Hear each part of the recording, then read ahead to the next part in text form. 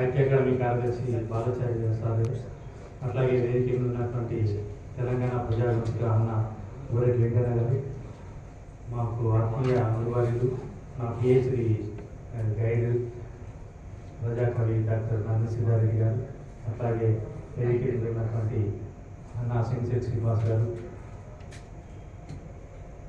Arts కళాశాల principal Kashmir గారు, ఇంకా సతీశ్చంద్ర గారు, సభలో ఉన్నటువంటి చాలామంది వాసుదేవ కవిన్ గారు, ఉండేటప్పుడు ఇంకా చాలామంది ఆత్మీయ సాహిత్య మిత్రులు అందరికీ నమస్తే. నిజానికి వీళ్ళు ముగ్గురు తీసుకున్నటువంటి పని మేమే ఏదైనా పొరపాటు చేసినామని చెప్పి అనుకునేటువంటి సందర్భం లేదు. ఎందుకంటే ఇదంతా థ్యాంక్స్ లెస్ జాబ్. చాలా వడబోసి కొన్ని కథల్ని ఎంపిక చేసి చాలా రాళ్ళ దెబ్బలు తిని తట్టుకుని నిలబడేటువంటి పని ఇది. నిజానికి ఇట్లాంటి పనికి మరొక తెలంగాణ నుంచే ఇట్లాంటి వర్గానికి బీజం పడడం అనేటువంటిది గొప్ప విషయం. జంబూ సాహిత్యం నుంచి ఇట్లాంటి సంకలనాలు ఇది 5వది రావడం, ఇది నిరంతరం కొనసాగాలని చెప్పి ఆకాంక్ష ఉంది. ఎందుకంటే కథా సంకలనాలు ఏవైనా కూడా ఇంకా మరిన్ని మంచి కథల్ని పాఠకుల దగ్గరికి చేరవేయడానికి సహకరిస్తాయి. కాబట్టి తప్పకుండా ఇది నిరంతరంగా కొనసాగాలని చెప్పి ఆకాంక్షిస్తా ఉన్నా.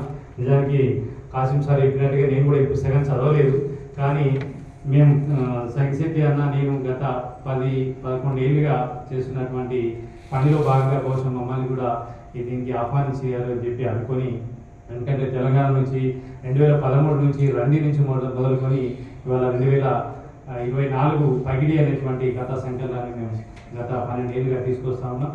ఈ తీసుకొస్తున్నటువంటి క్రమంలో చాలా రాళ్ళ దెబ్బలు తగులుతూ ఉన్నాయి ఇంకా కూడా. సో వాసుదేవ కవిన్ గారికి ఎన్ని దగ్గర మనకు చెప్పాలి, సత్యచంద్ర చెప్పారు. సో అట్లా అనేక దెబ్బల్ని ఓర్చి నిలబడడం అనేటువంటిది నిరంతరంగా కొనసాగడం అనేటువంటిది కాల పరీక్ష. అట్లాంటి కాల పరీక్షలో మరి ముగ్గురు కూడా డాక్టర్ సిద్దిక్ యాదగిరి గారు, నిరంజన్ గారు, అట్లాగే ఉదయ్ గారు కూడా నిలబడాలని చెప్పి ఆకాంక్షిస్తున్నాను. దళిత జీవితం నిజానికి ముందున్నటువంటి అంటే ఒక చారిత్రక పరిణామక్రమం తీసుకున్నప్పుడు ఎట్లా మలుపు తిరిగింది కథ అనేటువంటి ఇది ఒక చారిత్రక డాక్యుమెంట్ లాగానే మనం అనుకోవచ్చు. అంటే కథ ఎట్లా మొదటి కథలు ఎట్లా ఉన్నాయి, దాని తర్వాత పరిణామ క్రమంలో దళిత కథ ఎట్లా మలుపు తీసుకున్నది, ఆ తీసుకున్నటువంటి క్రమంని అంతా రికార్డ్ చేయడం అనేటువంటిది కూడా చాలా ఇంపార్టెంట్ ఇవాళ. ఎందుకంటే మనం మొన్నటిదాకా చూసాం తెలంగాణ ప్రత్యేక తెలంగాణ ఉద్యమం ఎంత జరిగిందో దాని డాక్యుమెంటేషన్ అంత లెవెల్లో జరగలేదు. మన సిద్ధార్థ సార్ ఎప్పటికీ అంటూ ఉంటారు. అంటే ఇంకా చేయాల్సినంత మనం చేయలేదు, ఇంకేనో కొన్ని గ్యాప్స్ ఉన్నాయి. ఆ గ్యాప్స్ను నిర్మించాల్సినటువంటి దశలో ఉన్నాం. తెలంగాణ నుంచి అట్లాంటి ప్రయత్నం రావడం అనేటువంటిది, దళిత నుంచి ఇట్లాంటిది ఇట్లా నిజానికి చాలా సంకలనాలు రావాలి. అట్లా సంకలనాలు వచ్చినప్పుడు నిజంగానే ఏది మంచి కథ, ఏది మంచి కథ కాదు, లేదంటే కాలం ఏ రచయితనైనా జరడబడుతుంది. ఆ జరడ కింద రాలిపోయినటువంటి రచయితలు ఎవరు, నిలబడినటువంటి రచయితలు ఎవరు అనేటువంటిది కూడా మనం అంచనా వేయడానికి ఈ సంకలనాలన్నీ కూడా ఎంతో దోహదం చేసేటువంటి ఉద్దేశంతో ఇట్లాంటి గొప్ప ప్రయత్నానికి మరి పూనుకున్నటువంటి మిత్రులందరికీ కూడా ప్రత్యేకించి అభినందనలు తెలుపుతూ ఈ అవకాశం ఇచ్చినందుకు ధన్యవాదాలు.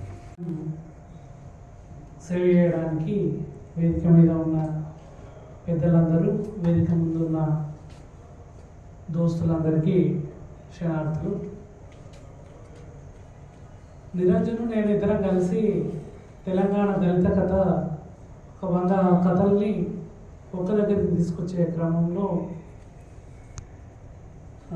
దళిత సమాజం నుంచి కథలు రాసిన వాళ్ళు ఎవరెవరు ఉన్నారని చెప్పి లెక్క కడుతున్న సమయంలో చరిత్రకు అందని చాలామంది ఉండింది. సత్యవతి అని చెప్పి ఒక ఆమె 70లోనే కథలు రాసింది. ఆమె గురించి ఏ తెలుగు సాహిత్య చరిత్రలోనూ ఫెమినిస్టు రచనల్లోనూ ఎక్కడ కూడా రికార్డు కాదు. అట్లా మర్చిపోయిన ఆమెని, అట్లాంటి వాళ్ళని ఒక 100 మందిని వెలుగులోకి తీసుకొచ్చినాం. అప్పుడు అనిపించింది ఏంటి అంటే, ప్రతి సంవత్సరం ఇట్లాంటి కథలు ఒక దగ్గరికి వచ్చినట్టయితే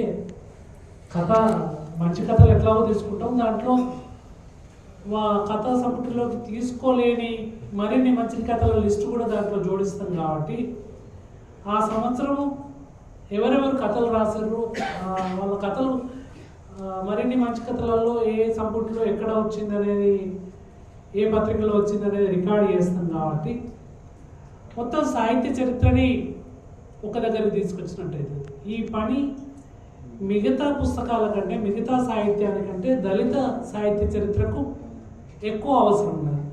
ఆ ఎక్కువ అవసరం ఉన్న దాన్ని గుర్తించి గత 5 ఏళ్ళుగా ఈ సంకలనాలు తీసుకొస్తున్నందుకు మిత్రులు ముగ్గురికి అభినందనలు, ధన్యవాదాలు కూడా. ధన్యవాదాలు ఎందుకంటే ఆ సాహిత్య చరిత్రని ఖాళీలు ఏవైతే ఉన్నాయో ఖాళీలు పూరిస్తున్నందుకు ధన్యవాదాలు.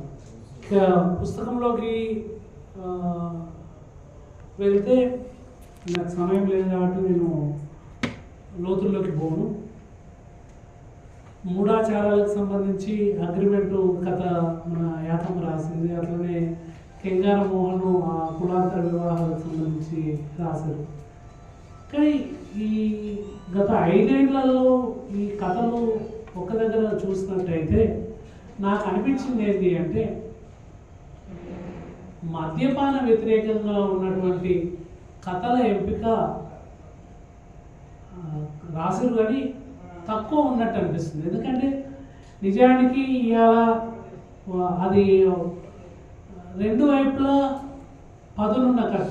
మద్యపాన సేవనం గురించి దళితులు రాసినట్టయితే వీళ్ళే తాగుబోతులా అనే విమర్శ వస్తుంది. అట్లా కాకుండా ఆ జీవితాన్ని రాయకపోయినట్టయితే ఎక్కువ మంది దళితులే